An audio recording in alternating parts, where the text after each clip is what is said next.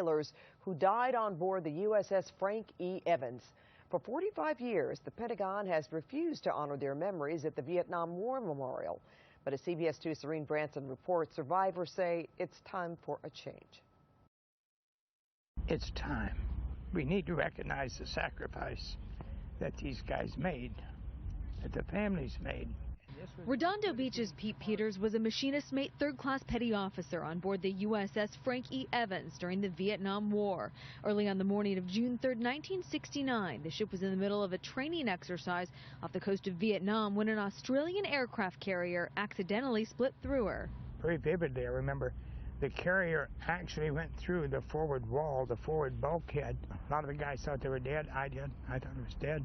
74 of his fellow sailors did perish, like radarman Ron Thibodeau of La Habra, who left behind a 2-year-old son and 3 brothers from one family. But their names were never included on the Vietnam Memorial Wall in Washington, D.C. The guys would have never been there if it hadn't been for the Vietnam War.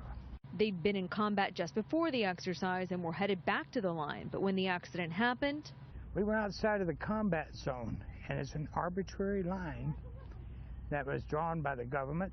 Just about everything I do is geared to getting my guys' names on the wall.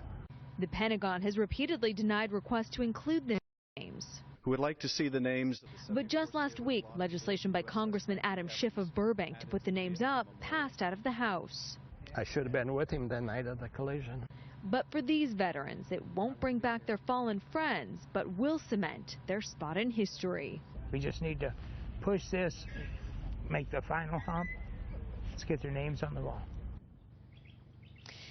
Now, out-of-combat exceptions have been made in the past, but many feel that the government has tried to keep this incident off the radar since it was during the same time when they just started to bring troops home from Vietnam.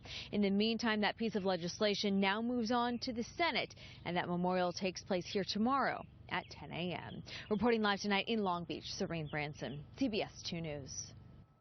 Well, Donald Sterling is sued again. Up next, when an alleged ex-lover